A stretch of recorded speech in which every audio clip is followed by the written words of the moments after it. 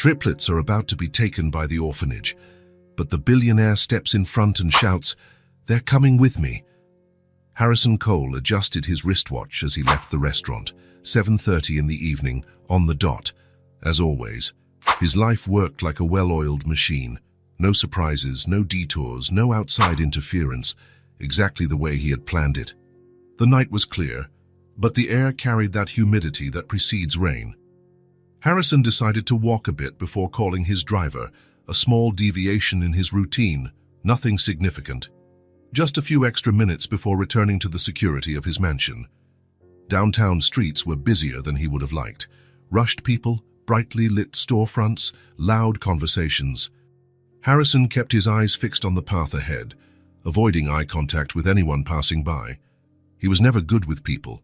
He preferred numbers, contracts, spreadsheets, things that made sense, that followed clear rules. His phone vibrated in his pocket, probably some urgent email, but it could wait.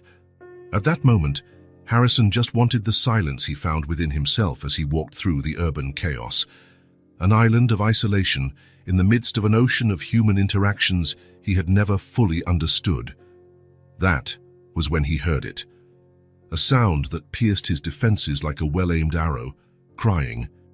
Not just any crying, but the desperate, gut-wrenching kind that comes from the deepest parts of someone who hasn't yet learned to hide their pain. Harrison stopped. He turned his head toward the noise almost instinctively, going against his habit of ignoring distractions. Across the street, in front of an administrative building, 3 little girls were being placed into a white van bearing the logo of Child Protective Services. Their tiny hands were clasped tightly together, as though trying to fuse into a single person.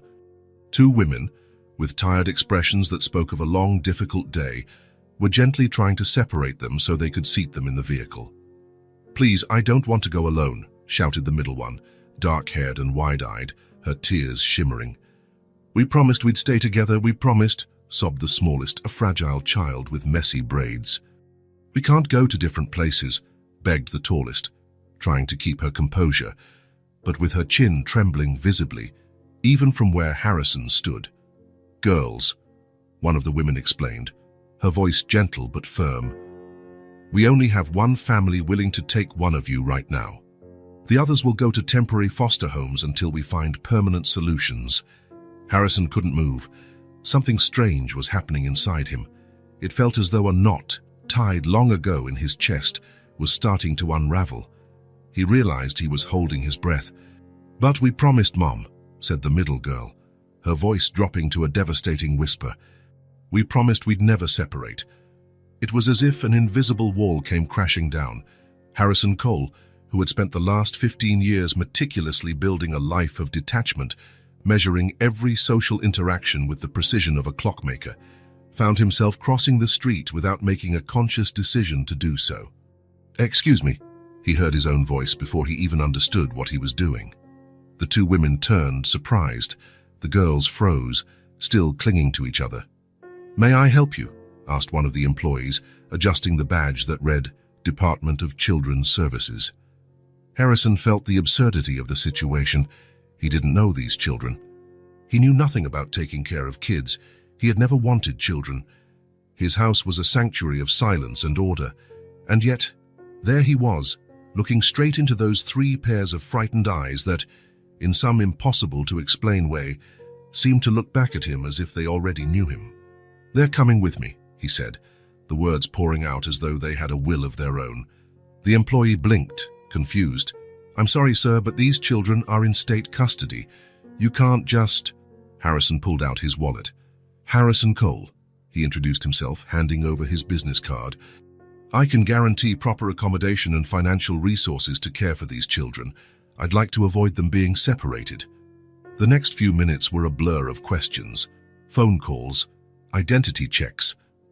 Harrison answered mechanically, as if he were in a particularly complex business negotiation. A distant part of his mind screamed that this was madness, that he should turn his back and continue his walk, call his driver, return to his perfectly organized life. But something stronger kept him there, firm in his unexpected decision.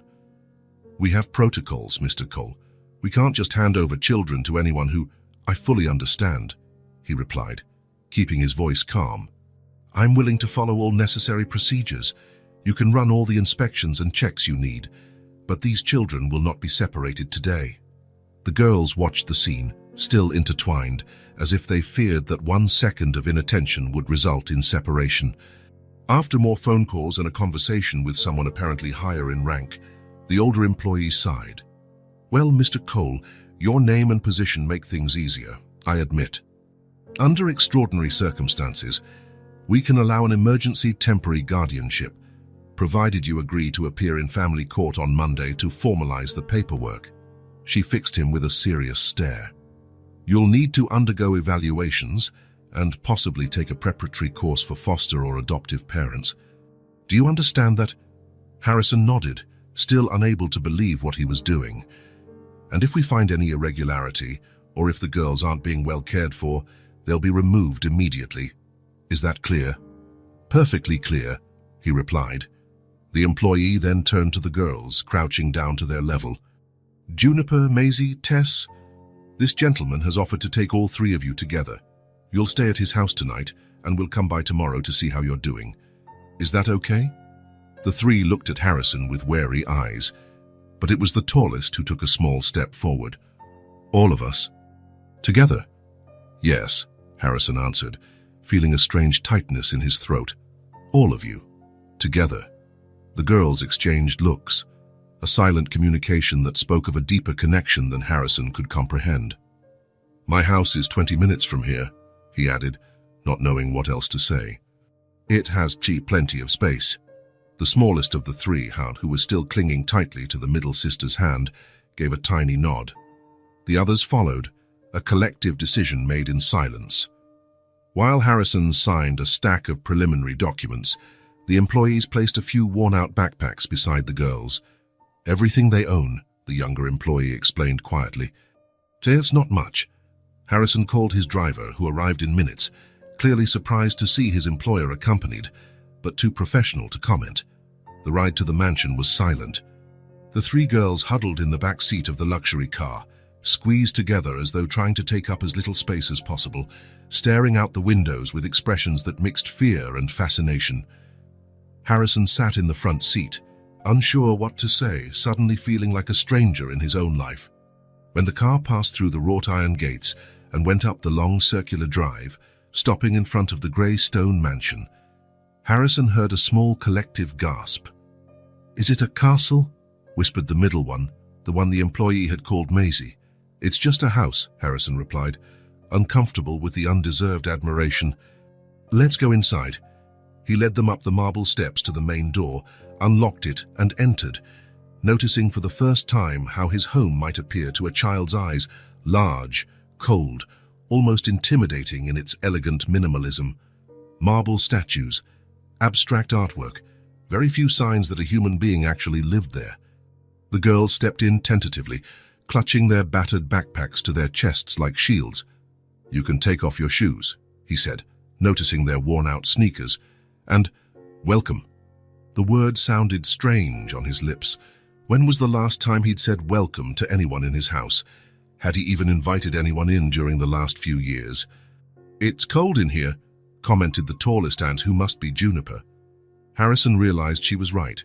He always kept the temperature low, preferring to wear a sweater rather than overheat the environment. "I can adjust the thermostat," he answered, walking to the panel on the wall. "Is this better?" The 3 nodded, still standing in the same spot, like little statues. "You must be hungry," he said, though he had no idea what to offer. His refrigerator rarely contained more than the essentials for his own simple meals. "We're fine," Juniper replied, as though afraid to be a bother, but her stomach betrayed her, growling audibly in the mansion's silence. Harrison checked his watch, almost 9 at night. Probably late for children to be awake, he supposed, though he wasn't sure. "Maybe you should have something light to eat and then rest," he suggested. "It's been a difficult day." He led them to the kitchen, immaculately clean and rarely used to its full capacity. He opened the fridge, finding milk, cheese, a few eggs. "Sandwiches," he offered, feeling strangely inadequate. The girls nodded in unison. Harrison started to prepare something simple, slicing bread, glancing sideways as they remained close to each other, never moving more than a few inches apart. "You can sit down," he told them, pointing to the high stools at the kitchen island. Reluctantly, they obeyed, climbing up with some difficulty. The smallest, Tess, needed Maisie's help to settle. "Do you like cheese?" asked Harrison, trying to establish some sort of communication. "Yes, sir," Juniper replied, too formal for such a small child. "You can call me Harrison," he said, feeling uncomfortable with the formality. "And you're Juniper, Maisie, and Tess, right?" They all nodded. "I'm the oldest," said Juniper, as though that explained her protective stance. "By 5 minutes," Maisie added with a slight eye roll, the first hint of personality Harrison noticed. "We're triplets," Tess said quietly. "We were born together." Harrison paused what he was doing for a second. "Triplets," he repeated, surprised. At first glance, they didn't look that much alike. Juniper was the tallest, with straight brown hair down to her shoulders. Maisie had dark curls framing a rounder face. Tess was the smallest, more delicate, with partially undone braids. "Identical on the inside," Maisie said with a small seriousness. "That's what our mom always said." The silence that followed was loaded with a sadness Harrison didn't know how to address. Instead, he placed the sandwiches on plates and handed them out, along with glasses of milk. The girls ate slowly, with a careful politeness that seemed incongruent with their worn-out clothes. Harrison realized he was observing their every move with a curiosity he hadn't felt in years, maybe decades. "All done?" he asked when he saw the empty plates. "Then we should set up somewhere for you to sleep." He guided them down the hallway to one of the guest suites he never used. The room was spacious, decorated in neutral tones, with 2 perfectly made twin beds, crisp sheets, and flawless pillows. They stopped at the door, looking at the separate beds with expressions Harrison couldn't immediately decipher. It was Tess who verbalized the problem. "Can we sleep together?" she asked, so softly Harrison almost didn't hear. "We always sleep together," Maisie added. Harrison looked at the beds, separated by a bedside table. They weren't meant to hold more than 1 person each. "I think we can fix that," he said, surprising himself with his willingness to disrupt the perfectly arranged room. He moved the bedside table aside, pushing it into a corner, and then began shoving the 2 beds together. The girls watched in silence, still standing by the door as if afraid to fully enter unfamiliar territory. "It's still not big enough for 3, Harrison muttered, more to himself than to them. "Hang on a minute." He left the room and returned shortly afterward, carrying extra blankets, pillows, and a thick, soft comforter.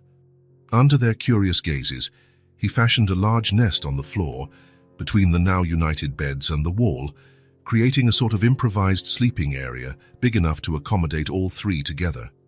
"Is this better?" he asked, feeling strangely anxious for their approval. For the first time since arriving, a small smile appeared on Tess's face. "It looks cozy," she said. "There's a bathroom right there," Harrison said, pointing to a door inside the room. "There are new toothbrushes in the drawer under the sink." He left the room to give them some privacy, lingering in the hallway without knowing exactly what to do with himself. Through the slightly open door, he could hear them whispering, the sound of running water, tiny footsteps on the bathroom's marble floor. When he returned, they were already settled in the big nest of blankets, Tess in the middle, protected by Juniper and Maisie on either side. They were huddled together, as if the world might still collapse around them. "Is it comfortable?" he asked, unsure of the protocol for putting children to bed. The 3 nodded, looking at him with a mix of gratitude and uncertainty. "Thank you for not letting us be separated," said Juniper finally, her voice carrying a maturity beyond her years. Harrison felt something strange in his chest, a tightness, a warmth, an emotion he couldn't name. "You're welcome," he replied simply. "Good night." He hesitated for a moment, then switched off the main light, leaving only a small lamp on. He left the door partially open, not fully. For some reason, it seemed important to leave a sliver of light shining in. In the hallway, he leaned against the wall, feeling the weight of his actions fall on him like an avalanche. What had he done? 3 children were sleeping in his house.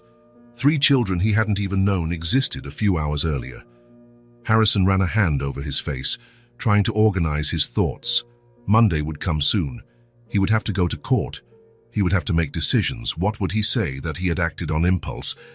That something in those girls' cries had touched a part of him he hadn't known existed. He walked to his office and poured himself a drink. The whiskey burned his throat, but didn't bring the clarity he'd hoped for. He had no idea what he would do next. He knew nothing about being responsible for lives other than his own. His house wasn't a place for children. His life had no room for the chaos, the noise, the unpredictability that three small people would inevitably bring. But one thing was certain, he thought, as he stared at the amber liquid in his glass. His life would never be the same. For better or for worse, Harrison Cole had broken the carefully constructed pattern of his existence. And now he was in completely uncharted territory. He looked out his office window into the dark night beyond. Somewhere upstairs, 3 hearts were beating with a trust he wasn't sure he deserved. What would he do next?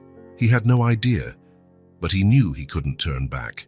The clock read 6 in the morning when Harrison woke up, as usual. For a moment, in the silence of his bedroom, he almost forgot he was no longer alone in the mansion. Then reality returned in force. 3 children were sleeping upstairs. His reflection in the bathroom mirror looked the same as always, but something had changed. He felt different, as if he'd crossed an invisible line between who he was and who he now needed to be. After getting dressed, he stopped in front of the guest room. Should he wake them, let them sleep longer? He had no idea how kids' routines worked, let alone children who had just gone through such a drastic change. He decided to make breakfast first. That at least seemed practical. In the immaculate kitchen, he analyzed the fridge's contents with a critical eye. Eggs, milk, some fruit. What did kids eat for breakfast? He assumed pancakes would be a safe bet. Shouldn't be too hard, he muttered to himself, fishing his phone from his pocket to look up a recipe. Flour, eggs, milk, baking powder. Looked simple enough. Harrison rarely cooked. His breakfast was usually a minimalist affair of strong coffee and toast, or something prepared by his housekeeper, who came 3 times a week. But it was Sunday. He was on his own. He began mixing the ingredients, following the phone's instructions. The batter seemed oddly thick. He added more milk. Now it was too runny, more flour. A cycle that repeated until the bowl was almost overflowing with batter of questionable consistency. Maybe cereal would be simpler, he thought, setting the bowl aside. That was when he heard it. Light footsteps, almost imperceptible, coming down the stairs. He turned to find 3 pairs of curious eyes peeking around the kitchen door. "Good morning," Harrison said, trying to sound casual, as if making breakfast for 3 children was something he did every day. "Good morning, sir," replied Juniper, as formal as ever. The 3 of them were already dressed, though Harrison noticed they wore the same clothes as the day before. "You can call me Harrison," he reminded them, gesturing for them to come in. "I was trying to make pancakes, but I think cereal might be more doable." Maisie looked at the bowl of strange batter and wrinkled her nose. "Can I help?" she offered. "Mom used to let us help make breakfast." Harrison hesitated. The idea of kids in his pristine kitchen, with the potential to spill, break, and make a mess, made him deeply uncomfortable. But the alternative was to continue with his failed attempt. "All right," he agreed, stepping back. "What do you suggest?" To his surprise, the girls moved around the kitchen with surprising efficiency. Juniper got a new bowl while Maisie discarded the failed attempt. Tess, the smallest, pulled a stool over so she could reach the counter. "We need 1 cup of flour, not too full," Maisie instructed, "and 2 eggs, and a little bit of sugar." Harrison watched, fascinated, as 3 small children worked in harmony, apparently used to this routine. Juniper cracked the eggs carefully. Maisie measured out the dry ingredients, and Tess stirred the mixture with intense concentration. 15 minutes later, an impressive stack of golden pancakes sat in the middle of the table. They weren't perfectly round, but they smelled delicious. "Did you do this often?" Harrison asked, pouring orange juice into 4 glasses. "Whenever there was food, yes," Juniper answered simply, as she cut small pieces for Tess. The reply hit Harrison like a punch to the gut. Of course, these children had lived in circumstances he could barely imagine. Their cooking skills didn't come from a privileged childhood with loving parents teaching family recipes, but from necessity. Breakfast proceeded in an awkward silence. Harrison tried to start conversations a few times, but his questions, "Did you sleep well?" or "Are you comfortable?" were met with short, monosyllabic answers. After they finished eating, the girls immediately began clearing the table, stacking plates and taking them to the sink. "You don't have to do that," Harrison said quickly. "You can go play or something." The three exchanged glances. "Play with what?" Tess asked, so quietly Harrison almost didn't hear. He looked around. His house had no toys, no children's books, nothing to entertain kids. It was a space created by an adult for adults, sterile, organized, completely unsuited for his new temporary residence. "Oh, well, maybe you can watch TV," he suggested, sounding more like a question than an offer.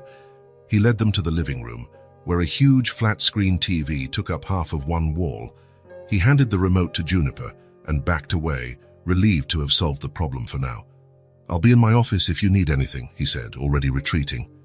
An hour later, immersed in financial reports he'd been putting off, Harrison noticed a growing noise coming from the living room. He frowned, trying to concentrate, but the sound persisted, a mixture of laughter, chatter, and what seemed like furniture being dragged around. When he finally went to investigate, he stopped at the doorway, stunned. The once minimalist living room had been transformed. The couch cushions were on the floor, forming a pathway. The sleek coffee table had been pushed aside, creating open space in the middle, and, to his horror, his expensive design and architecture magazines lay scattered on the floor, some pages folded into mini-tents. "What is going on here?" he asked, his voice louder than he intended. The three girls froze mid-play. Tess, who had been hopping from one cushion to another, almost lost her balance. "We were playing Don't Touch the Floor," Maisie explained, as though it were obvious. "The floor is lava." Harrison looked at his torn-apart living room, at the carefully curated items now repurposed as props for a children's game. He felt a wave of irritation rise in his chest. These magazines cost more than... He stopped himself, realizing he was about to say something inappropriate. "You can't just mess everything up like this." The joy vanished from their faces. Juniper immediately started gathering the magazines, her movements quick and efficient. Maisie replaced the cushions on the sofa. Tess stood still, shoulders slumped, as though trying to take up less space. Harrison felt a pang of guilt. It wasn't their fault. They were children, after all. Children stuck in a house that had nothing designed for them. "Look," he tried again, softening his tone. "Just, please don't touch my things without asking, okay? Some of them are fragile or important." "I'm sorry," Juniper mumbled. "It won't happen again." Harrison nodded, uncomfortable, and went back to his office, closing the door behind him. Through the solid wood, the silence that followed seemed louder than the previous chaos. In the days that followed, the situation only got worse. Harrison tried working remotely, but his concentration was constantly interrupted. Not by noise. The girls had become almost ghost-like, moving around the house in absolute silence as though afraid of being noticed. It was that silence itself that bothered him, reminding him constantly of their presence, of the responsibility he had impulsively taken on. On Wednesday, he found small figurines made of toilet paper tubes and paper clips scattered around the hallway. On Thursday, he discovered his pens had been used to draw on the backs of some important documents.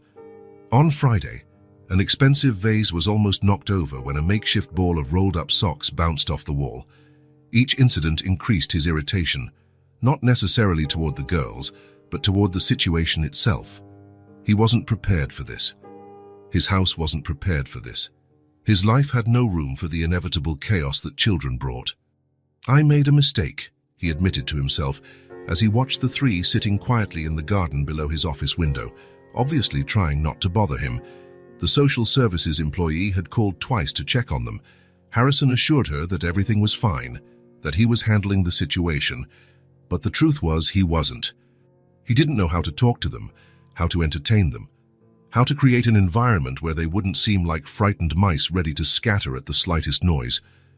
It was on Saturday, after a sleepless night, that Harrison made a decision. He picked up the phone and made some calls. For the first time in years, he used his network of contacts for something other than business. He urgently requested a professional nanny, someone experienced with children in delicate situations. 3 hours later, Margot Bennett rang his doorbell. She wasn't what Harrison expected.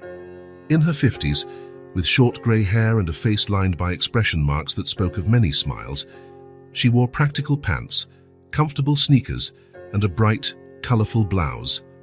Nothing like the formal uniform he associated with professional nannies. "Mr. Cole," she said, extending her hand in a firm handshake. "I heard you have an interesting situation on your hands." Harrison led her to the kitchen, where he briefly explained the circumstances. Margot listened without interrupting, occasionally nodding, her keen eyes taking in the environment. "And where are the girls now?" she asked when he finished. "In the garden, I believe." "They tend to stay out of the way." Margot raised an eyebrow. "I see. Well, let's go meet them." Harrison took her to the deck overlooking the backyard. The three were sitting on the grass, in a circle, talking quietly. When they noticed the adult's presence, they immediately fell silent. "Juniper, Maisie, Tess," Harrison called. "This is Mrs. Bennett. She's going to help take care of you." Margot smiled, descending the steps into the garden lightly. She crouched down in front of them, not all the way, but lowering herself enough to be on a nearer level. "You can call me Margot. I'm here to help make things more comfortable for everyone. I heard you're triplets." "That's very special." The girls regarded her suspiciously, but Margot didn't seem to mind. With a naturalness Harrison found impressive, she sat on the grass with them. "What were you playing?" she asked. "Just talking," Juniper replied warily. Well, I have a little dilemma. Do you see those flowers there?" She pointed to a nearby flower bed. "I was thinking of making a wreath, but I'd need help picking the best ones. Any volunteers?" Tess, the smallest and usually the quietest, moved almost imperceptibly forward. Margot smiled, as if that small gesture was a big victory. "Great. Let's go then." From his spot on the deck, Harrison watched, fascinated, as Margot achieved in minutes what he hadn't managed in days, a genuine smile from the girls. Soon all four of them were picking flowers, with Margot showing them how to weave simple crowns. "You should join us," Margot called casually, glancing back at Harrison. He shook his head. "I have work to do." "Go ahead." He retreated to his office, but he couldn't concentrate. From time to time, he would go to the window and watch the interaction in the garden. There was something magnetic about how Margot connected with the girls, speaking to them not as fragile children, but as people. After 2 hours, Margot knocked on the office door. Harrison invited her in. "How did it go?" he asked, trying to sound casual. "They're incredible kids," she said, sitting in the chair across from his desk. "Smart, observant, and very, very loyal to one another." Harrison nodded, not knowing what to say. "They're also scared children," Margot continued, her tone gentler. "They're trying to be invisible because they think that's what you want." The remark hit Harrison like a slap. "I didn't ask for that." "Not with words," Margot agreed. "But children are experts at reading signals. Your house is too organized and spotless. You get irritated when they make noise or touch your things."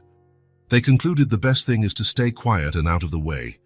Harrison leaned back in his chair, feeling the weight of the criticism. "I don't know how to deal with children," he finally admitted. "It was a snap decision. I saw them being separated and I reacted. Now I don't know what to do." Margot smiled, not pityingly, but understandingly. "That's why I'm here. I can come every day, help establish routines, activities, but there's one condition." "What condition?" "You can't just hand the girls off to me. If you really want to help them, you need to get involved, at least a bit each day." Harrison frowned. "I don't know how to do that." "Start by watching. Then join them for a meal without checking your watch or your phone. Eventually, join in on an activity. Small steps." He considered the proposal. It wasn't what he'd planned. He'd hoped Margot would simply take over the problem, freeing him to go back to his normal life. But something in her direct, non-judgmental manner made him nod. "I can try." "Excellent. I'll prepare lunch with them now." Come join us when you're ready." After Margot left, Harrison sat for a long time, thinking.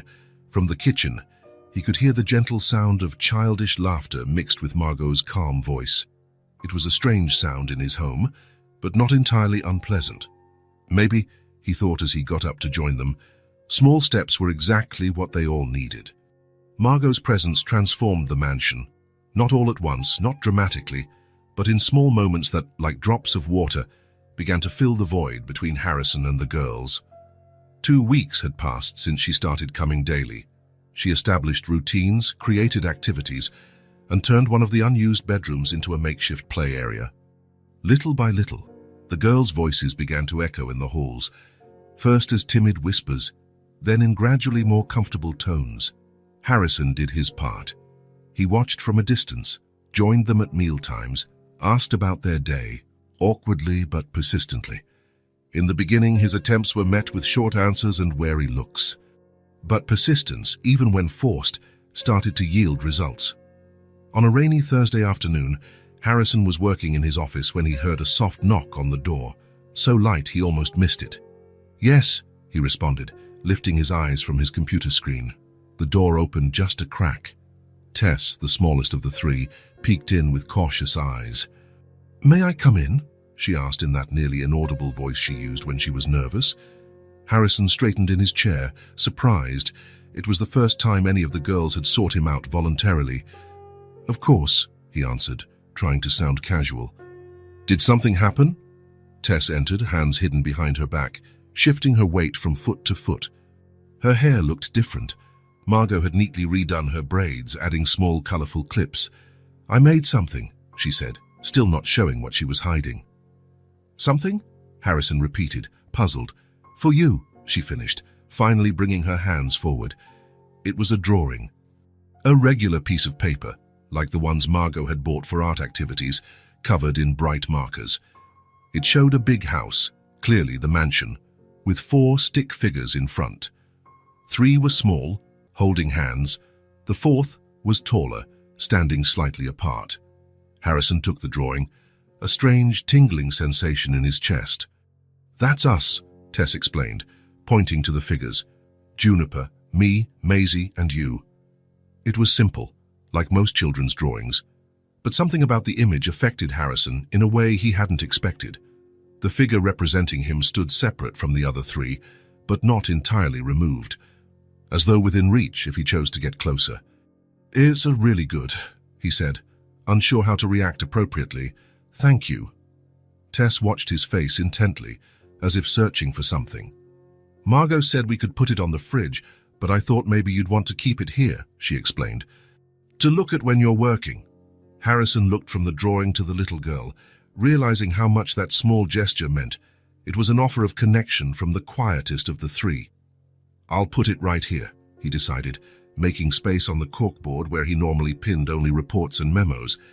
He fastened the colorful drawing in the center, a vibrant point against the monotony of paperwork. Tess smiled, a rare smile that completely transformed her timid face. "You don't smile much, do you?" she asked, the question coming out with the direct honesty only children have. Harrison blinked, surprised. "What do you mean?" "You almost never smile." "Your mouth stays like this," she said, making a straight line with her lips, a near comical imitation of his usual expression. Unable to help it, Harrison felt the corners of his own mouth lift. "I guess I haven't practiced much," he admitted. Tess nodded as though it made perfect sense. "It's like tying your shoelaces," she said with childlike wisdom. "If you don't practice, you forget how—" Before Harrison could respond, she had already turned and left the office, leaving him alone with the colorful drawing and a strange feeling that something important had just happened. Of that night, during dinner, Harrison noticed a subtle change. Tess looked at him occasionally and smiled, as if they shared a secret. Juniper, always the most observant, picked up on this interaction. "What happened?" she asked, while Margot poured more juice. "Tess gave me a drawing today," Harrison replied. "The one of the house." Maisie leaned forward. "She spent a long time on it." "It's really good," Harrison said, surprised by the sincerity in his voice. "It's in my office now." Juniper tilted her head slightly, studying Harrison's face with those eyes that were too serious for her age. "Why don't you ever smile?" she asked, echoing Tess's observation, but with the directness only Juniper could manage. Harrison paused, fork halfway to his mouth, feeling the girls' and Margot's gazes on him. "I do smile," he defended himself, but it sounded weak even to his own ears.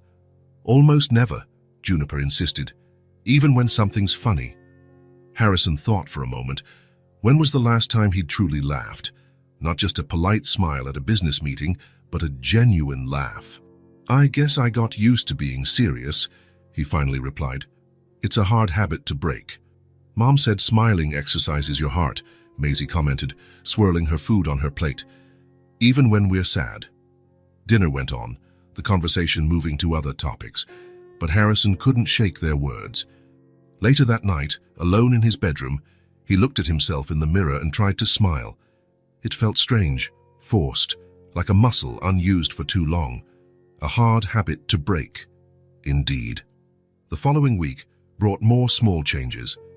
Harrison began leaving his office earlier, spending more time in the living room where the girls usually played after dinner. He didn't actively participate, but his quiet presence was a sort of progress. On Friday, Margot surprised him by announcing she wouldn't be coming over the weekend. "I have a family commitment," she explained, while loading dishes into the dishwasher. "But I've left everything organized, prepared meals in the fridge, planned activities, you'll be fine." Harrison felt a wave of panic.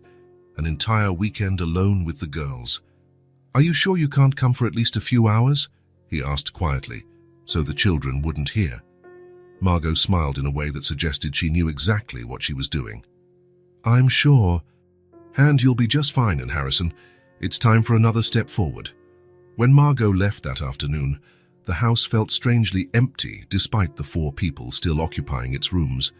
Harrison tried to get back to work, but he couldn't concentrate. At dinner, he served the food Margot had prepared, attempting casual conversation with the girls.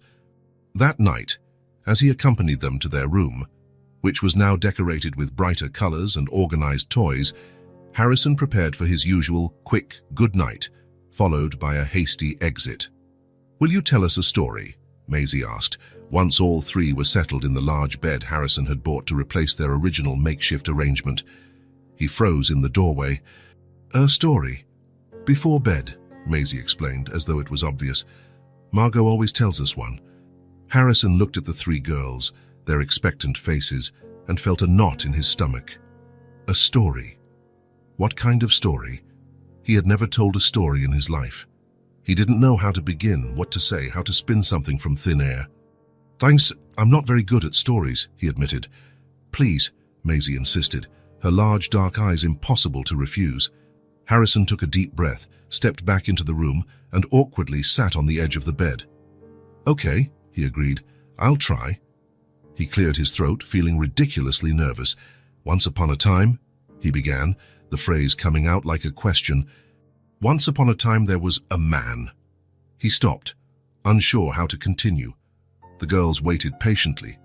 "This man lived alone," Harrison continued, realizing he was basically telling his own story.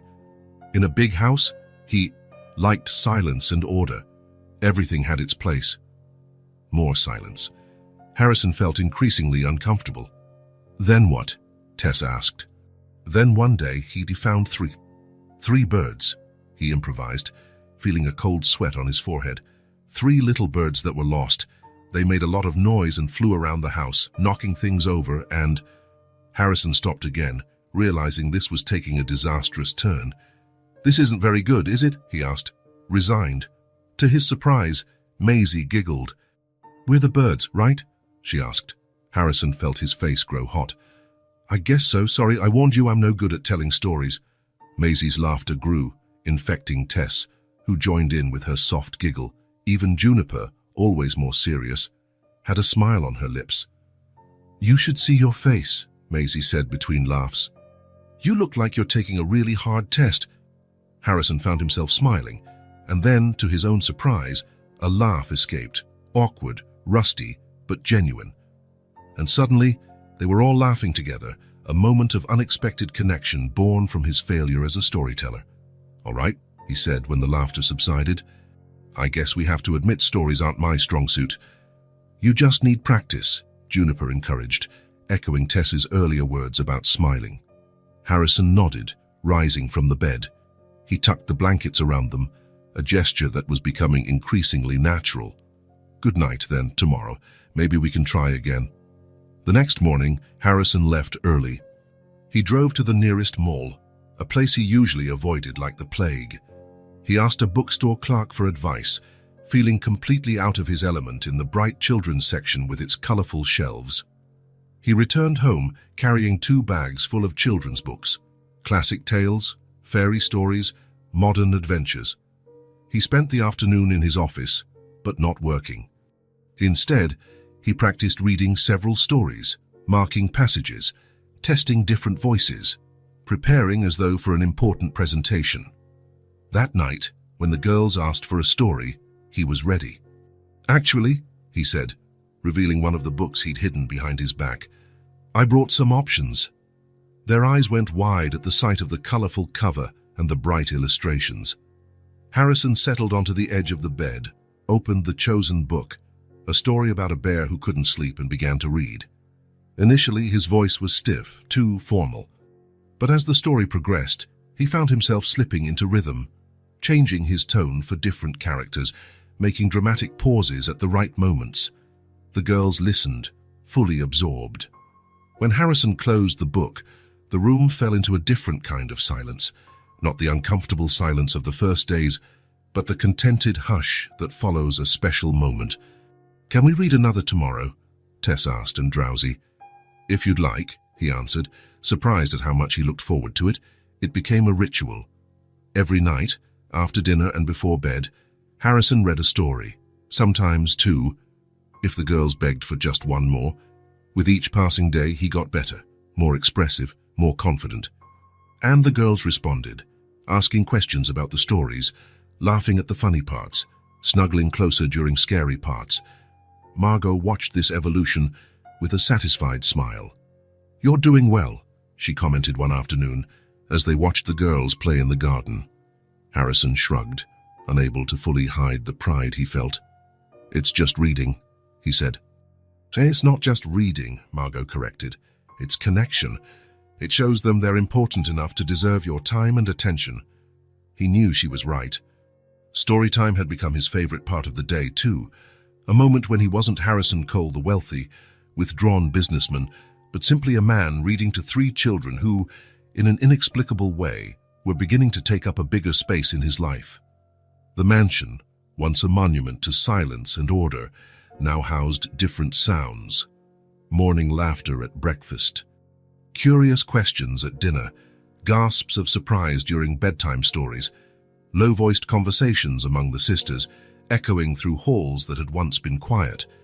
And, to his surprise, Harrison found that he didn't mind. In fact, the house had never felt so alive, or so much like a home. Storytime had become sacred. Harrison never imagined reading children's books would turn into the most anticipated part of his day. The routine was always the same. After dinner, the girls brushed their teeth, put on pajamas, and settled into bed. He arrived with a new book, sat on the edge, and transported them all to magical worlds for 20, sometimes 30 minutes. In recent weeks, Harrison noticed subtle changes in himself. How he now naturally modulated his voice for different characters, how his eyes searched the girls' faces during the most emotional moments, the warmth he felt when they scooted closer to see the illustrations, small moments of connection that would have seemed impossible before. That Thursday evening, Harrison brought a book about a family of rabbits building a house in the woods. The story was simple, with bright illustrations and a comforting message about teamwork. The girls listened with their usual focus, making occasional comments about the pictures. Look how they work together, Maisie said, pointing at the rabbits raising a wall. Their house is small to track in, but it looks cozy, Tess observed.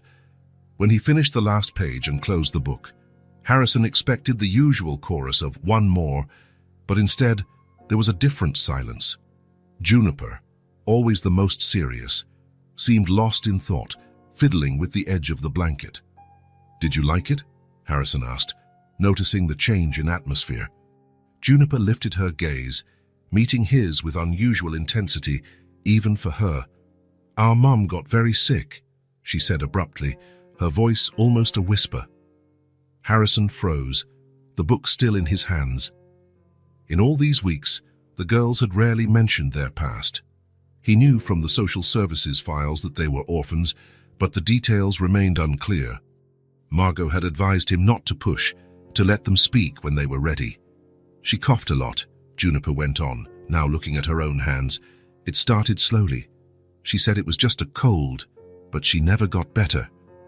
The room fell silent, only the distant ticking of the large hallway clock and the soft sound of the girls' breathing. Harrison realized he was holding his breath again. Maisie moved closer to her sister, as if offering silent support. Tess, on the other side, hugged her pillow tight, her big eyes glued to Juniper. Harrison set the book aside, uncertain what to say. Should he change the subject? Ask questions? The moment felt too fragile to interrupt, yet too heavy to sustain. "She couldn't go to the doctor," he finally asked, keeping his voice gentle, as though speaking to a frightened animal that might bolt at any sudden movement. "We didn't have money," Juniper explained simply, as if it were a basic fact of life like the rising sun. "She used to work cleaning houses, but then she got too weak." Her eyes, usually so steady, now seemed distant, as if seeing scenes from a past that existed only in her memory. "We lived in a tiny place," Maisie added, picking up the story, "with a stove that sometimes worked. In winter it was really cold, and in summer it was really hot." She paused, as if organizing her memories. "There was a window that faced a brick wall, but we got a bit of sunlight in the morning. Mom said it was our golden hour." Harrison felt a lump in his throat. The simplicity of how they described their poverty was more striking than any dramatic portrayal. "When Mom couldn't get out of bed anymore, we took care of her," Juniper continued. "Brought her water, food when we had any. I read stories to her that she used to read to us." A small, sad smile crossed her lips, the first Harrison had seen during this conversation. "We only had 3 books. We knew them all by heart, but we pretended to be surprised each time because she liked to see our reactions." "You read like she did," Tess said timidly, looking at Harrison, "with different voices for each character." Harrison swallowed hard, surprised by the unexpected comparison. He felt a strange warmth in his chest, unpleasant in its intensity, yet somehow significant, like something was thawing inside him. "One night, she called us in close," Juniper said, her eyes far away as she relived the memory. "She made us promise to always stay together no matter what happened. She said we were stronger together." Their small hands laced with each other's, an automatic gesture, silently reaffirming that promise. "The next morning she didn't wake up," Maisie added softly, her voice tiny. "A neighbor called people who took her away. Then they came for us too." Harrison remained still, feeling each word land on him like a physical weight. The simplicity of their telling only made it more devastating.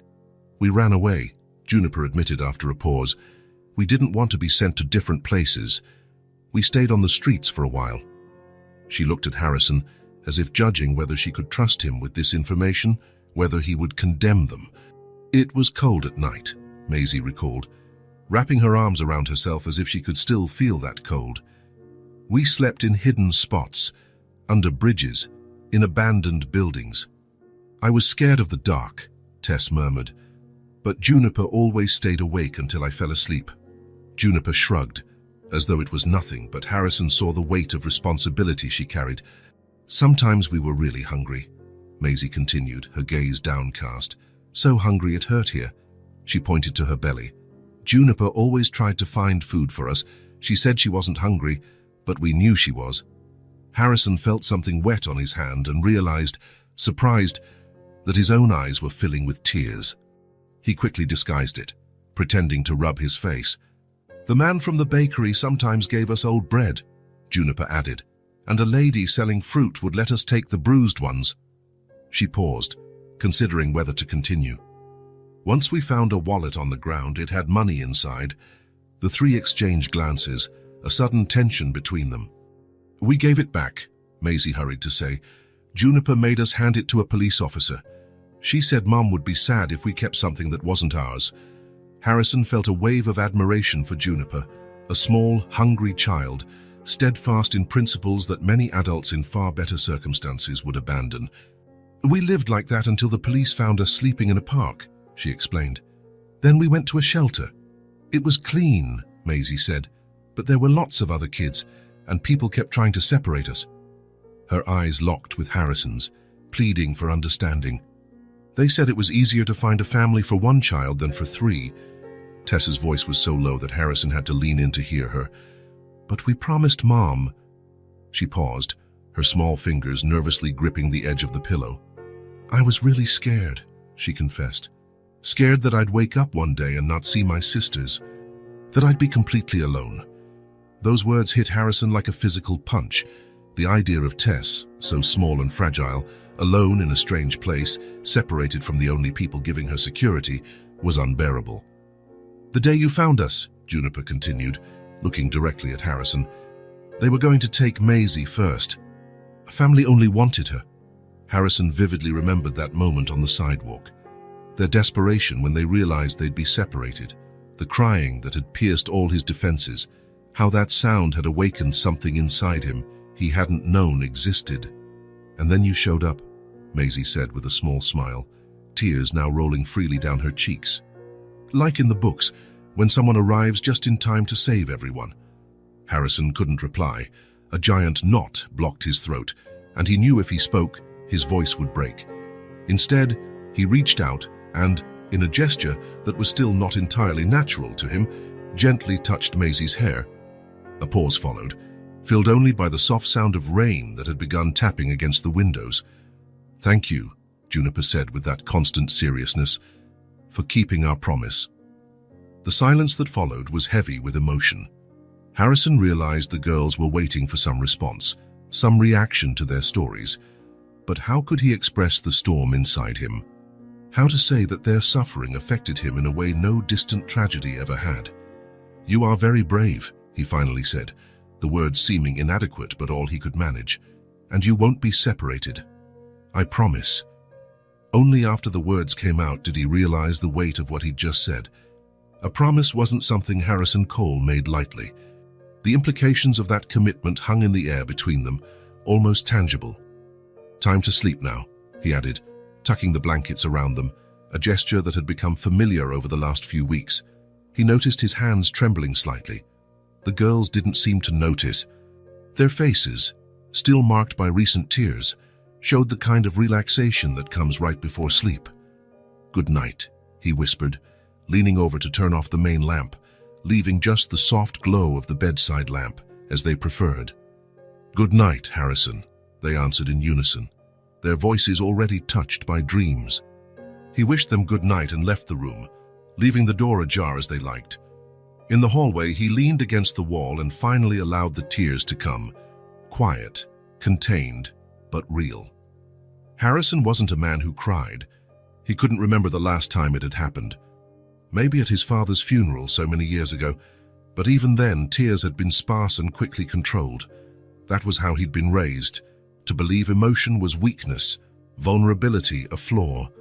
But now, in the quiet of the hallway, with the distant sound of rain and the image of those 3 children etched in his mind, he couldn't hold back the wave of feelings surging through him. It cut his heart like nothing ever had. The pain he felt wasn't just empathy, it was something deeper, more visceral, as if somehow the suffering of those 3 girls had reached a place inside him he hadn't realized was still alive. He walked slowly to his office, poured himself a drink, and gazed at the rain through the window. The promise he had made echoed in his mind. It wasn't planned or calculated. It had simply emerged from some deep place within. They won't be separated. I promise. Words that changed everything. Words that turned a temporary arrangement into something much more meaningful. Words that, he now realized, were as much for himself as they were for the girls. That night, in the silent mansion, something rare happened. Harrison Cole, alone in his dark office, shed tears for pains that were not his own, but that, in some way, now were. The rain hadn't let up for 3 days. Heavy sheets of water poured from the sky, turning the garden into small ponds and drumming constantly on the mansion's rooftop. For Harrison, it was no problem. He had virtual meetings, reports to analyze, emails to answer. For three energetic children, however, it was quite the challenge. Margot had left early that day, something about a family medical appointment. The girls had already colored dozens of pages, completed all the puzzles available, and watched more cartoons than Harrison considered healthy. By mid-afternoon, the boredom was almost palpable. Harrison was working on his laptop in the living room, a recent concession since he used to work exclusively in his office, when he noticed three pairs of eyes watching him from the doorway. "Everything okay?" he asked, looking up from the screen. "We're bored," Maisie declared frankly, always the most direct of the three.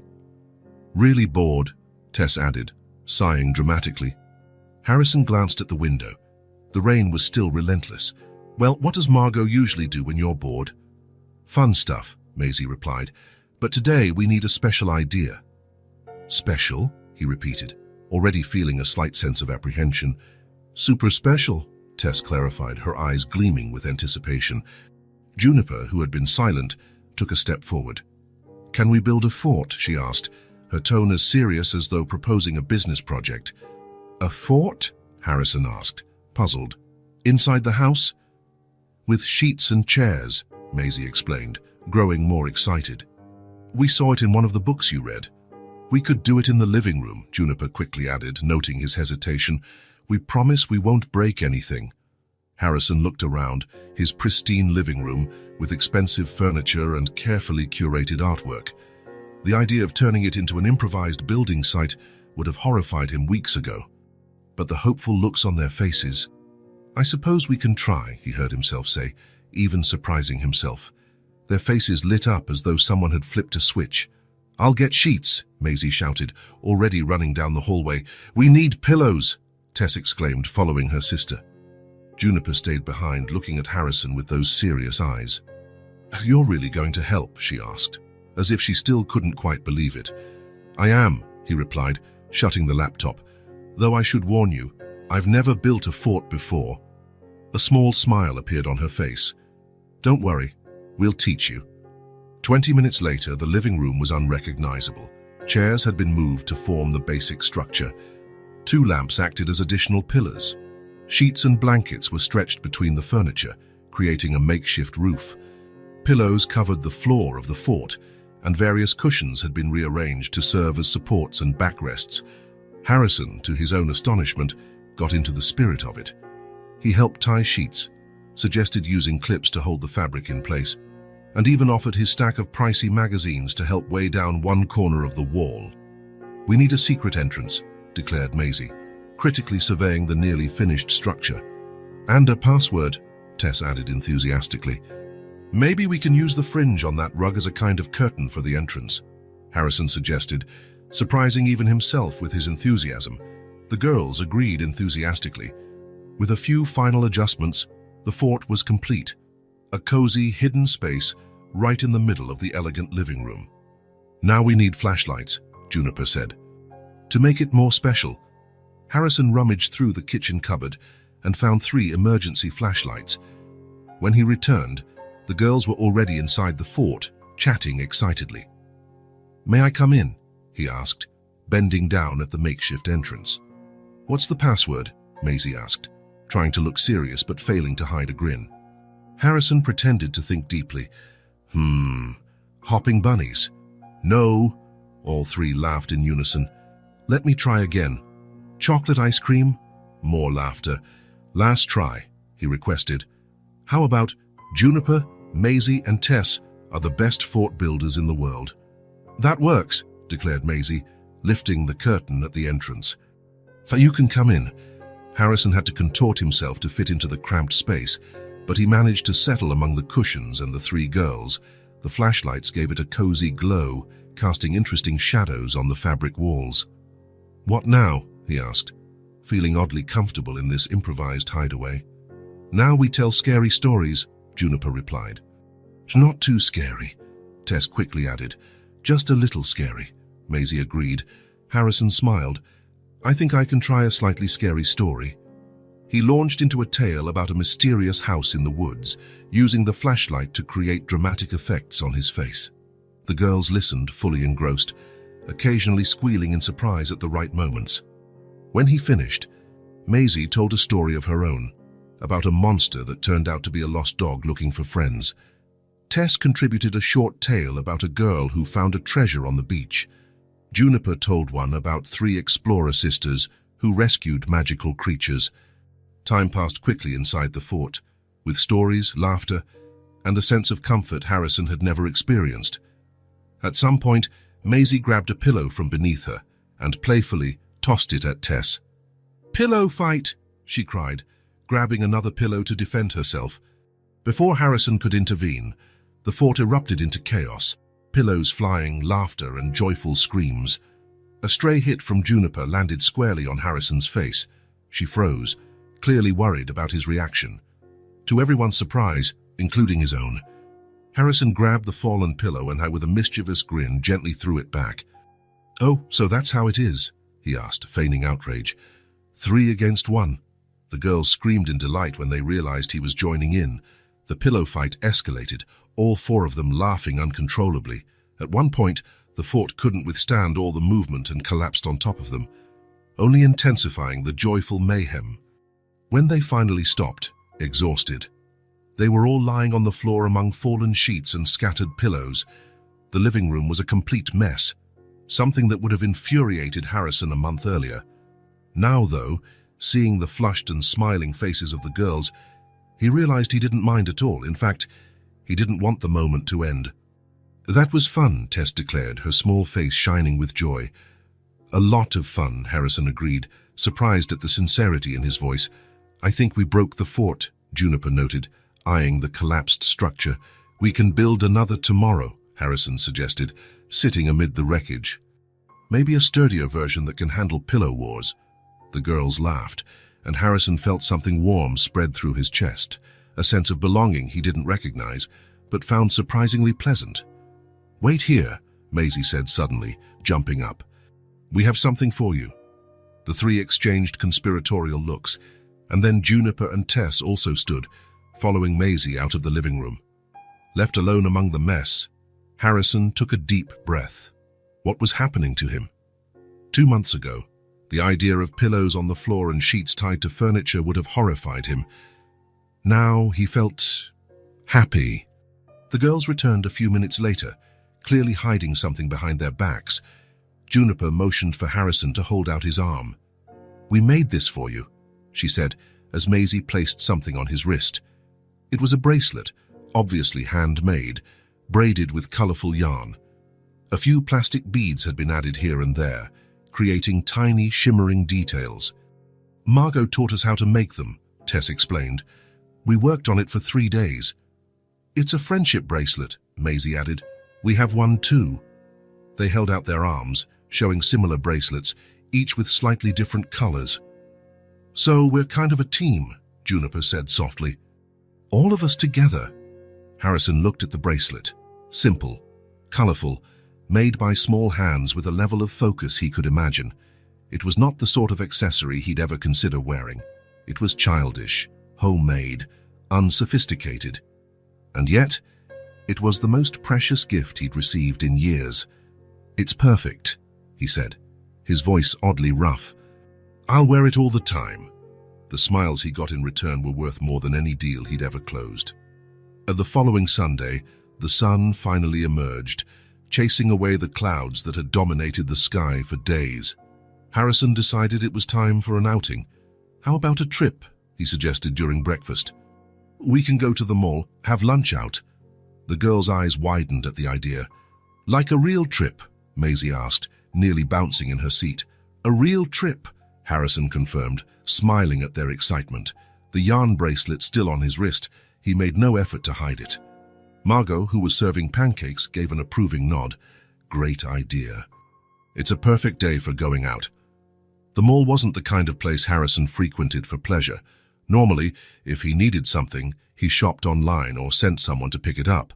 But watching the girls' amazed expressions as they entered the building filled with shops, lights and sounds made each moment worthwhile. "It's so big," Tess exclaimed, clutching Harrison's hand while looking around as though worried she might get lost.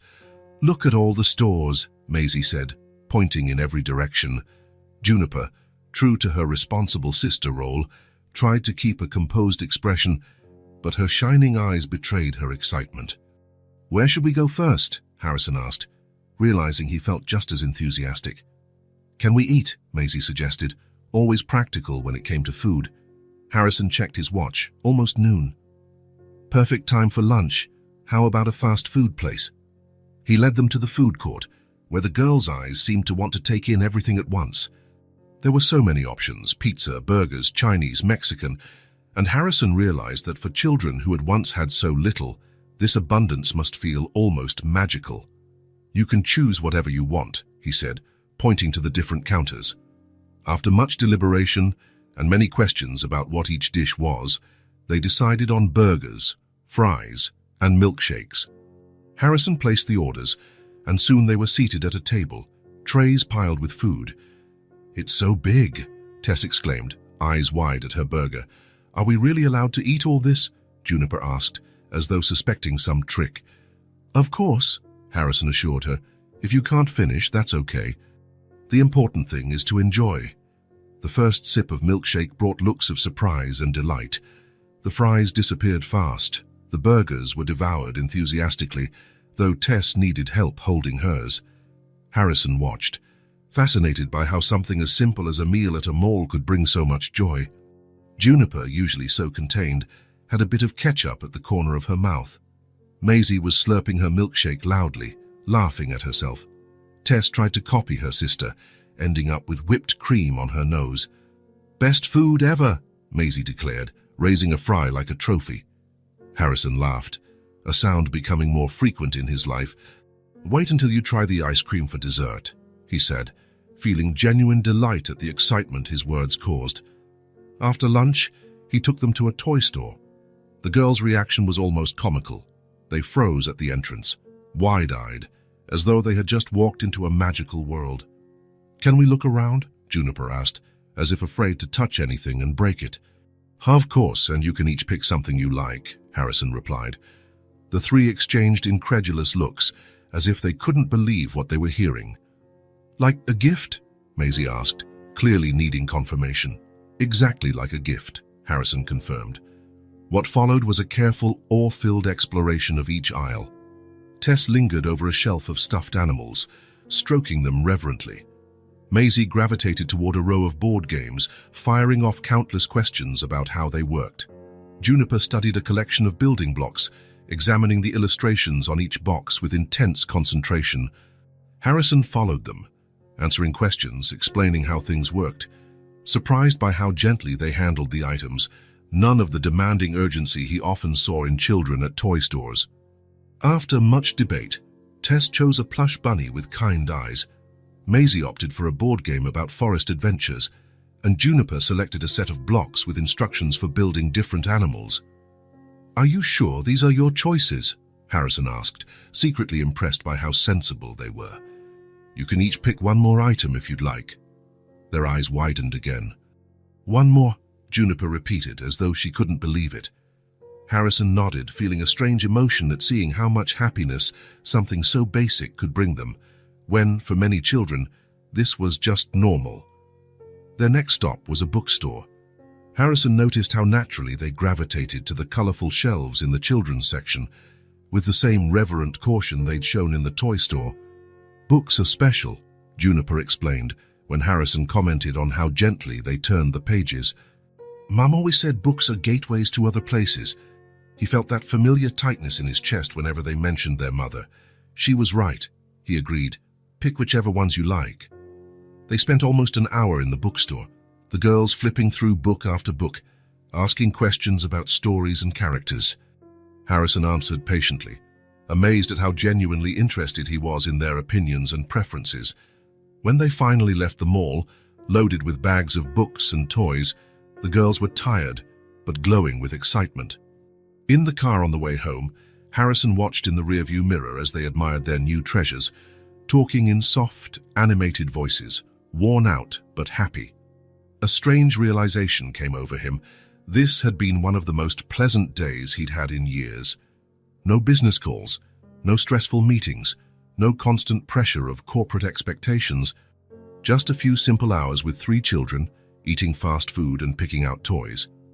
And more surprisingly, he realized that when he was away from them during the week, attending outside meetings, business dinners he couldn't postpone, he missed them.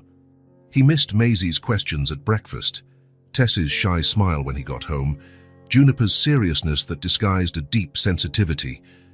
He glanced at the colorful yarn bracelet on his wrist, the constant reminder of the bond that had formed among them. He thought of the sheet forts, the bedtime stories, the Sunday pancakes. For the first time, the question formed clearly in his mind. Could he be a father? Not just a temporary guardian, not just a short-term solution until the system found another place for them, but a real father. The idea, which would have seemed absurd 2 months ago, now didn't feel so impossible. In fact, for the first time in his adult life, Harrison Cole felt he was exactly where he was supposed to be. The final adoption hearing was scheduled for 3 weeks from now. Harrison faced the process with a mix of anxiety and anticipation, feeling uncharacteristically nervous, who negotiated million-dollar deals without blinking. But this was different. It wasn't just money or business at stake, but the future of 3 children. His future with them. Family lawyer Caroline Winters had been clear. They needed all possible documentation, including the girls' complete records, birth certificates, medical documents, the background of how Child Protective Services got involved. Everything would be scrutinized by the judge.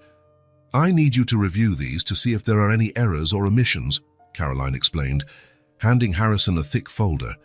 "The more information we have, the stronger our position." On that Tuesday evening, after the girls went to bed, Harrison sat in his office to review everything. Birth certificates, incomplete school records, sparse medical reports. The poverty they had experienced was evident in every gap, every missing page. It was in the 3rd hour of reviewing that Harrison found it, an older document from when the girls were born. The hospital record listed the mother's full name, Isadora Elise Martinez. The world stopped. Harrison stared at the name, feeling as though he'd been punched in the stomach. Isadora.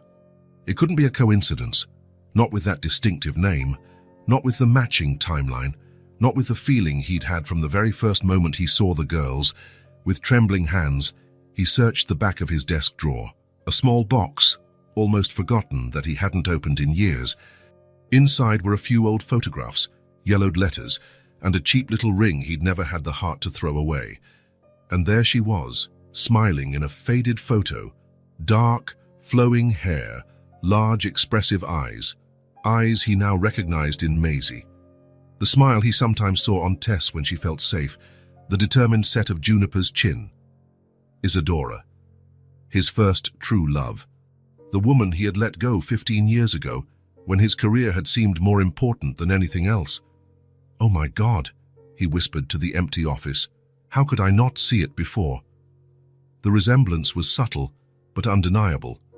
They weren't exact copies. Each girl had her own unique traits, but now that he knew, it seemed so obvious it hurt. Harrison spent the rest of the night poring over documents, searching for more information. The father wasn't mentioned anywhere, meaning Isadora had raised the girls alone. The medical reports showed a severe pneumonia diagnosis, worsened by a compromised immune system. The date of death matched what the girls had told him. When the sun rose, Harrison was still awake, surrounded by papers and memories. He felt dazed, as though living in a fever dream. Margot arrived at 8:00 as usual and immediately noticed something was wrong. "Harrison, are you okay?" she asked, finding him still in his office, eyes red, unshaven. "I need a day," he replied, his voice hoarse. "Could you stay with the girls? Tell them I had an emergency at work." "Sure, but what happened?" Harrison just shook his head, unable to put the storm inside him into words. How to explain that fate had mocked him in the cruelest way possible? That the woman he'd let go, perhaps the only one he'd truly loved, had died in poverty while he amassed fortunes. That the children he now loved as his own were, in fact, her daughters. "I just need time to process," he finally said. Margot nodded, worried but respecting his space. "I'll look after them. Take the time you need." Harrison locked himself in the office, ignoring calls, emails, even meals. He sat by the window, Isadora's photograph in one hand, a whiskey in the other. The memories returned in painful waves. Isadora at 20, a literature student, working as a waitress to pay for college. He, newly graduated in business, starting what would become his empire. Their chance meeting at the cafe where she worked. Her smile that captivated him from the first moment. 2 years together. 2 years of intense love, future plans, whispered promises in the dark. Then came the big opportunity, a job offer in another city, the first step toward the success he so desperately wanted. Isadora couldn't go. She was in the middle of her course, had family responsibilities. "We can try long distance," she had suggested, her eyes already brimming with tears. "It would be unfair to both of us," he'd replied, convinced it was the mature, rational decision. The truth was that he hadn't wanted anchors or complications. His career came first. It always came first. He'd convinced himself the love would fade, that others would come. But no other love had ever come. No other woman touched him the way she had. Over time, he convinced himself love was an unnecessary distraction, that solitude was a choice rather than a consequence. And now this, her daughters, under his roof. 3 pieces of Isadora, alive, breathing, bringing color and sound to a house that had always been as empty as his life. Downstairs, Margot tried to keep the girls' routine normal, but they sensed something was wrong. Breakfast was quiet, all of them casting glances at Harrison's empty chair. "He had a work emergency," Margot explained when Tess asked for the 3rd time where Harrison was. "Sometimes grown-ups have complicated problems to solve." "Will he be back for dinner?" Maisie asked, trying to sound casual but clearly worried. "I'm not sure, dear. We'll see." The day dragged on. The girls were quieter than usual, playing without their usual excitement. At lunch, Juniper barely touched her food. "Is he mad at us?" she finally asked, looking directly at Margot. "Of course not," Margot replied quickly. "Why would he be?" Juniper shrugged, poking at her meal with a fork. "Sometimes adults get tired of us." Margot's heart clenched. "Harrison isn't tired of you. He just needs some time to figure some things out." That afternoon, as Margot helped Tess with a drawing in the living room, she noticed Juniper and Maisie speaking softly in the corner. "What if he changed his mind?" Maisie asked, her voice trembling. "He wouldn't do that," Juniper replied, but without much conviction. "He promised." "Lots of people promise things," Maisie said. "Remember that social worker who said she'd visit us every week and never came back?" Margot pretended not to hear, but it made her heart ache for them. She knew all too well the scars that abandonment left behind. By nightfall, with no sign of Harrison, the 3 girls looked even more downcast. It was bedtime, that special time they always shared reading a story with Harrison. "Do you want me to read you something?" Margot offered. 3 heads shook silently. "We can wait for him," Tess said, hugging the bunny plush Harrison had bought at the mall. "He might be really busy today," Margot replied gently. "You need to sleep." Reluctantly, they went to bed. Margot read them a story, but it wasn't the same. They listened politely but kept glancing at the door, waiting. Later, when Margot thought they were asleep, she returned to check on them. She stopped at the partially open door, hearing their low voices.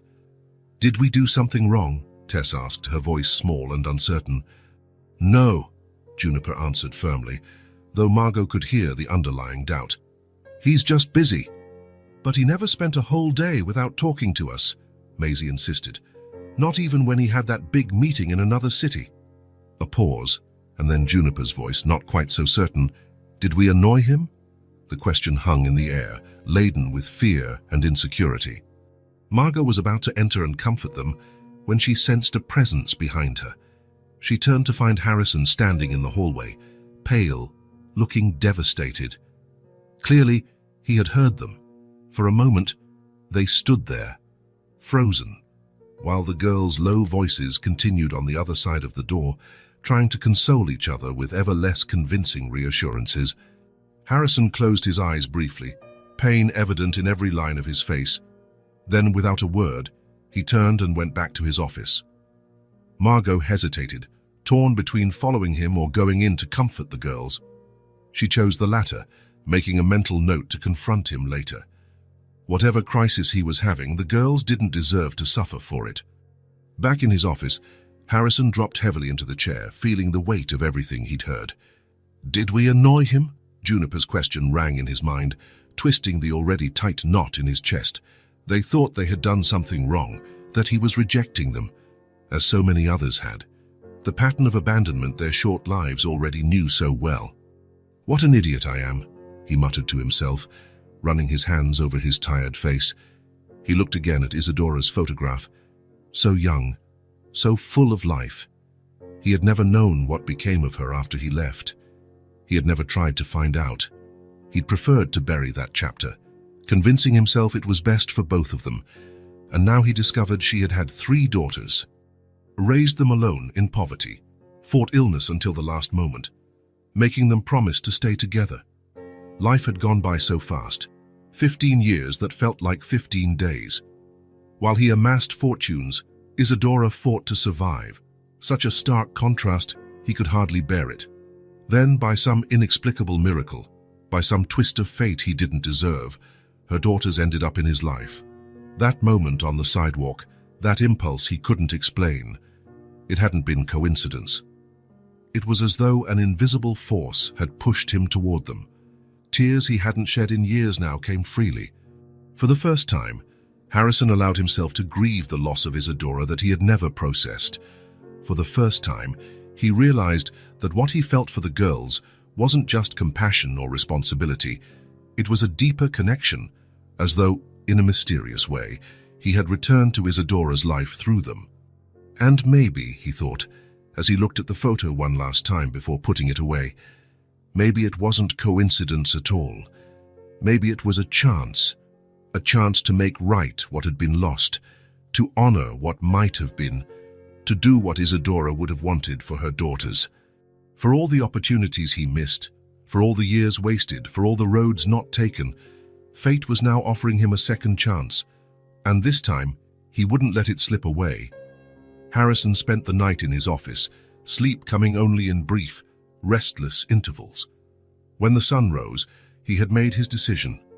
He couldn't change the past or bring Isadora back, but he could honor her memory in the only way that mattered, by loving her daughters as if they were his own, which, he realized with crystal clarity, they already were. Morning came slowly. Harrison heard the familiar sounds of the house waking, the light footsteps of the girls upstairs, Margot's calm voice preparing breakfast, the clinking of plates and silverware. He remained in the office, organizing his thoughts, gathering his courage. When he finally went downstairs, he found Margot in the kitchen. "They're in the living room," she said before he could ask. There was a coolness in her tone that Harrison knew he deserved. Drawing, "They've been very quiet. Thank you for taking care of them," he said. "I know I must seem like a jerk right now." Margot's face softened slightly. "I don't know what happened, Harrison, but I know you have a good heart. Just remember they do too, and they're much more fragile than yours."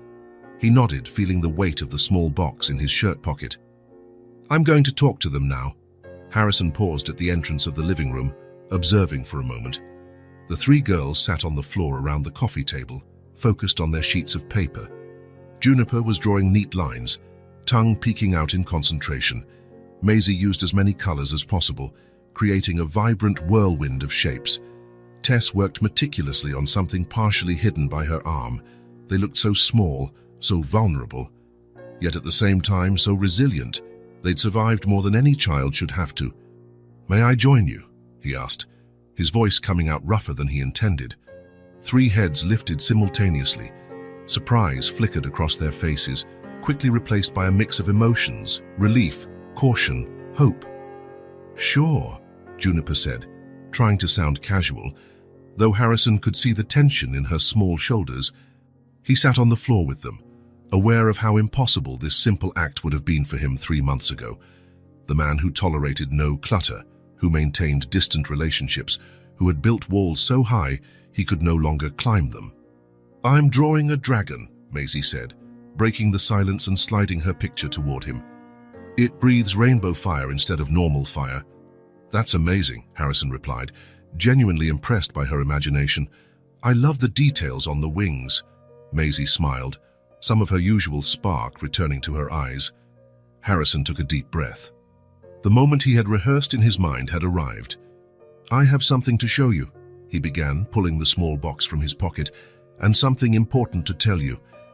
They all set their pencils down, fully focused on him.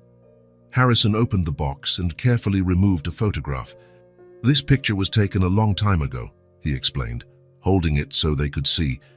In the image, a much younger Harrison, with longer hair and a carefree smile, stood beside a young woman with dark hair and a radiant smile. They were holding hands in front of a field of sunflowers, the sun creating a golden halo around them. That, Tess began, her eyes wide, voice almost a whisper. It's Mom, Juniper finished, not as a question but a statement. Harrison nodded, feeling that familiar knot in his throat. That was your mother, he confirmed. Isadora. The three scooted closer, gazing at the photograph like it was a precious treasure. Maisie reached out, gently touching her mother's face in the picture. You knew our Mom? She asked, confused. Harrison inhaled deeply. She was very important to me, he said, the words difficult to get out. We met a long time ago, and although life separated us, I think somehow fate brought me back to her, through you. Another moment of complete silence, the three absorbing what they had just learned. Harrison waited, his heart pounding. Is that why you took us that day? Juniper finally asked, her sharp eyes on him. No, he replied honestly. That day I didn't know. I only found out recently while reviewing your documents for the adoption. More silence. Harrison could almost see the gears turning in their heads, connecting dots, formulating questions. You three have her eyes, he went on softly. And her smile. Especially you, Tess, when you feel safe. And Maisie has her laugh, and Juniper. You have the same determined expression she got whenever she made up her mind about something. Juniper scooted closer, her gaze never leaving Harrison's. In a move that startled him, she reached out and took his hand. Did you love her? She asked, direct as ever. Harrison felt his eyes burn. Yes, he said simply, very much. Tess moved then, circling the table to sit beside him. Without speaking, she rested her head on his shoulder, a gesture of comfort so pure and simple that Harrison had to fight back tears. Maisie stayed where she was, but her face showed a small, shy smile, her eyes shining with contained emotion. I need you to know something, Harrison said, looking at each of them. When I first brought you here that day, it was on impulse. I didn't want you separated, but now... He paused, searching for the right words, the true words. I want to take care of you, not just for her, but because I love you. But I want to be your family. The word love hung in the air, simple and so powerful. Harrison couldn't recall the last time he'd said it to anyone, perhaps to Isadora, so many years ago. Like a real dad, Tess asked, her voice small against his shoulder. If you'll have me, yes, he answered. A real dad. Juniper's eyes filled with tears, something very rare for her. Mom would have liked that, she said quietly, knowing we're with you. It felt as though an invisible weight lifted from Harrison's shoulders. I've officially filed for adoption, he explained, but I wanted to make sure it was what you wanted too. We do, Juniper answered, speaking for all of them. Maisie stood and walked around the table to sit on Harrison's other side. Does that mean we get to stay forever? She asked. Forever, Harrison confirmed. 4 hands, 1 big, 3 small, met in the center, on top of the photograph, a silent promise, a circle completed, a new beginning.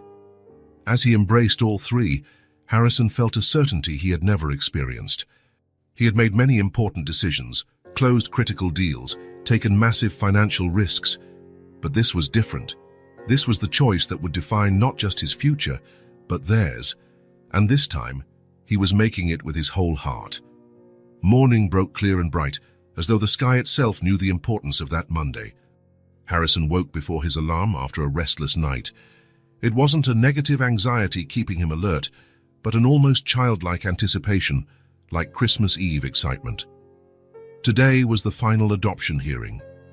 He prepared with the same care he would devote to a crucial negotiation, but for completely different reasons.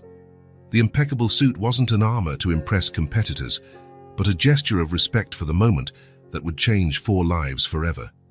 Upstairs, Margot helped the girls get ready. They'd bought new dresses for the occasion. Juniper chose a simple, classic navy blue. Maisie picked an aqua green with little embroidered flowers, and Tess went for soft pink, her new favorite color. When they came down for breakfast, Harrison's heart pounded. They looked beautiful, their hair carefully brushed, their faces a mixture of nervousness and excitement. "Don't you look wonderful?" he said, truly impressed. "You look handsome too," Tess replied, ever generous with compliments. Harrison smiled, adjusting the tie the girls had picked for him the previous week, blue with small yellow details. "Ready?" he asked, trying to keep his voice steady. "Are we going to be a real family?" Maisie asked as they got into the car. "We already are," Harrison said. "Today just makes it official." Caroline Winters, the lawyer, was waiting for them on the courthouse steps. Dressed in a grey suit with a leather briefcase in hand, she embodied legal efficiency. "Everything's ready," she assured them. "All the paperwork is in order, the social reports are excellent, and Judge Harris is in a good mood today." The inside of the courthouse was imposing, with its dark wooden panels and high ceiling. The girls clung to Harrison's hands, momentarily intimidated as they walked down the corridor. "Is it like a church?" Tess whispered. "Sort of," Harrison said quietly. "It's an important place where people make promises they have to keep." Judge Harris's hearing room was less daunting, smaller, more welcoming, with windows letting in sunlight. The judge, a middle-aged woman with keen eyes and a kind smile, greeted them with a nod as they entered. "All rise for the Honorable Judge Eleanor Harris," the bailiff announced, and everyone stood.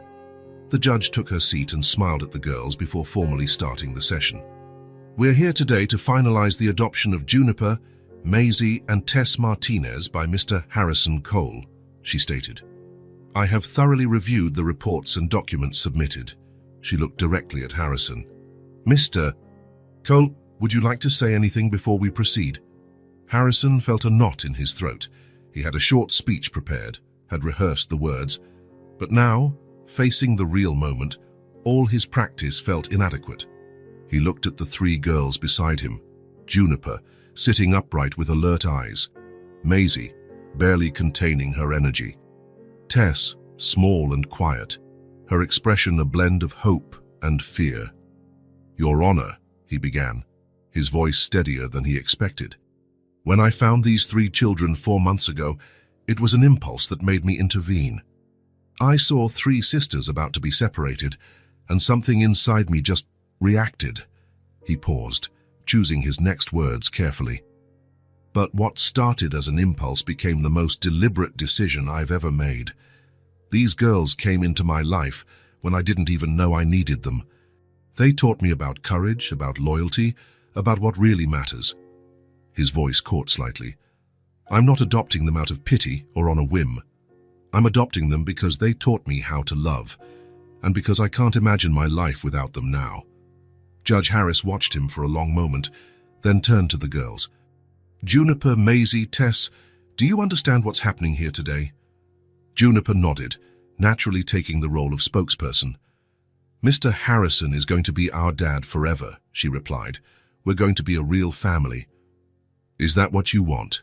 the judge asked gently. Juniper looked at her sisters, then at Harrison, and finally back to the judge. Her eyes, usually so guarded, brimmed with emotion. "More than anything in the world," she said with a conviction that made Harrison's heart tighten. The judge smiled, satisfied. She glanced at a few documents on her desk and then lifted her gaze. "Having reviewed all reports and heard these statements, it is my pleasure to approve this adoption." She picked up her gavel. "From this moment, Juniper, Maisie, and Tess are legally the daughters of Harrison Cole, with all corresponding rights and privileges.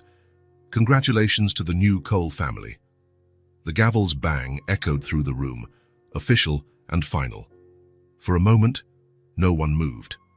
Then, as if responding to an invisible cue, the 3 girls stood simultaneously and threw themselves at Harrison, small arms wrapped around him, around his neck, his waist, clinging to him as though afraid he might vanish.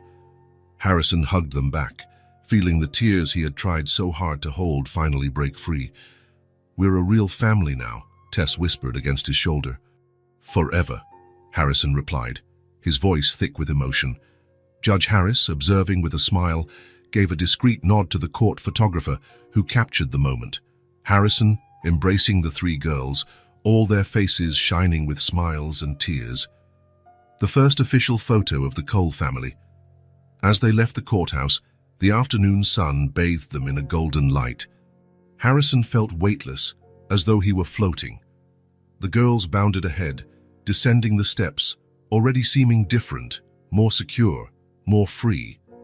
"What now?" Margot asked, who had accompanied them to the exit. Harrison looked at the three girls, their expectant faces turned toward him. "Now," he declared, grinning broadly, "we celebrate." First stop was the biggest ice cream parlor in town, an elegant place with dozens of exotic and classic flavors where the bowls were served topped with fruit, colorful sprinkles, and tiny sugar umbrellas. "You can choose any flavor," Harrison said, watching their eyes widen at the brightly lit display. Choosing took time and thought. Maisie opted for a daring pistachio and raspberry combination. Juniper, after careful deliberation, chose Belgian chocolate and salted caramel. Tess, after changing her mind several times, settled on vanilla with strawberry sauce and cookie crumbs. Harrison ordered himself a mint chocolate chip sundae, Isadora's favorite, he recalled with a bittersweet smile.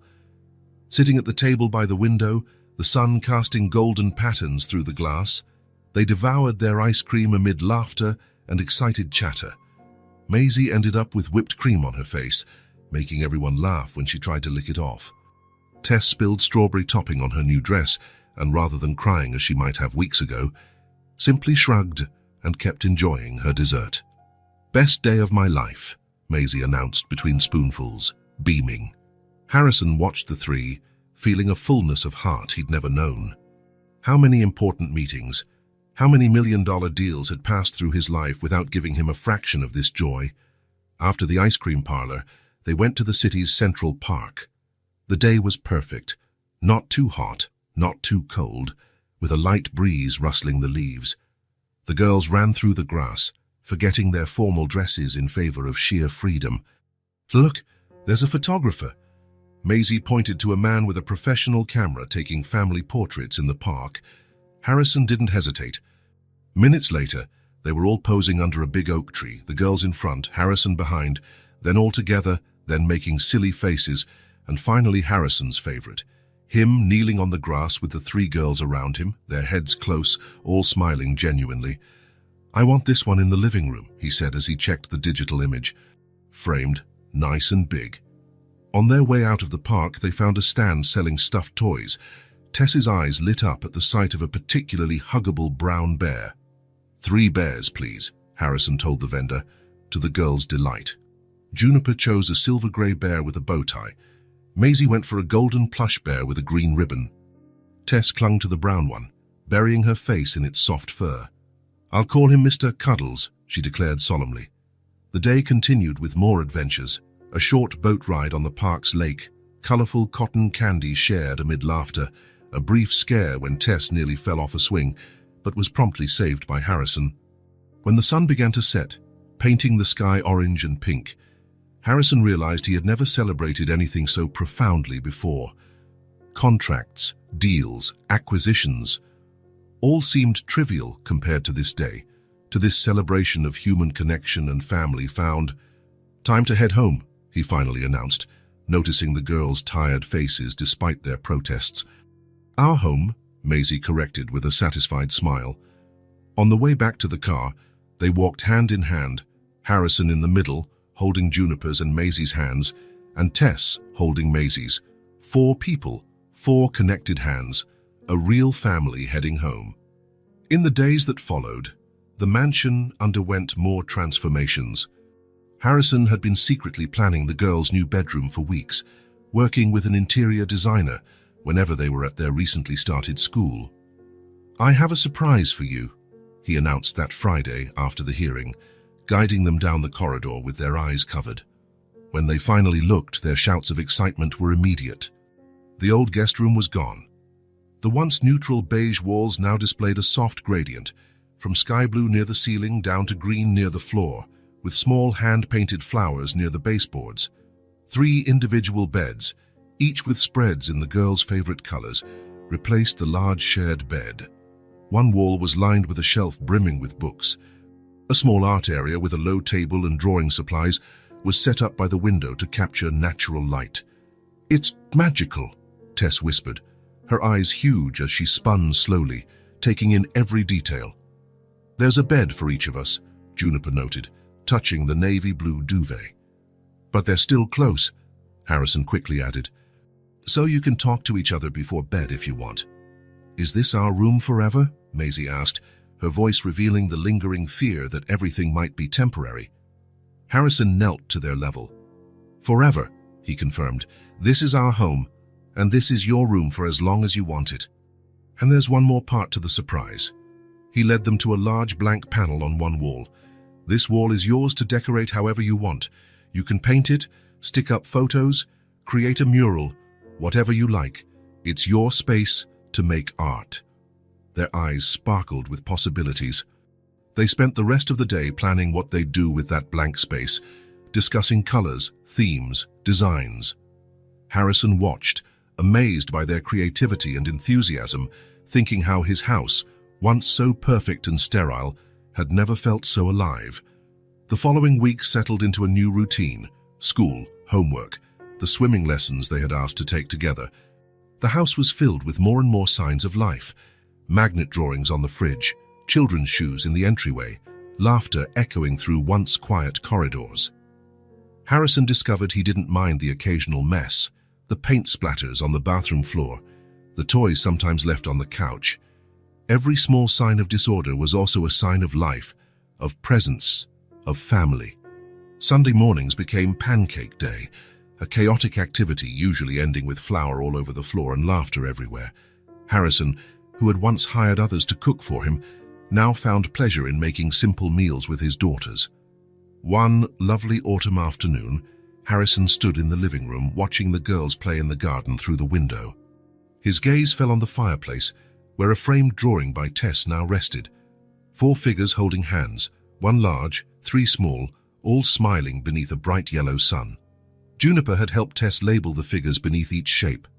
Daddy, Juniper, Maisie, Tess. The word Daddy still sent a tremor through him each time he heard or read it. From outside, he heard laughter as Maisie apparently found a frog near the small pond. Harrison smiled, seeing Juniper approach cautiously while Tess hopped around excitedly. He ran his fingers over the colorful yarn bracelet on his wrist, already worn from constant use, but still intact. He thought of the man he used to be: organized, efficient, wealthy, and utterly empty inside. A man who measured success in numbers on a spreadsheet, who kept everyone at arm's length, who had forgotten how to feel. He looked out at the garden again, at the 3 girls who had transformed his life. A sense of peace washed over him, not the absence of noise or clutter that he once confused with peace, but a deeper calm, the sense of being exactly where he was meant to be. For the first time in his adult life, Harrison Cole knew with absolute certainty he was no longer alone. Now he had a family, and he was completely, irrevocably happy about it. If this story touched your heart, subscribe to the channel and turn on notifications so you don't miss the next ones. Leave a like because it helps this story get recommended to more people. See you in the next story.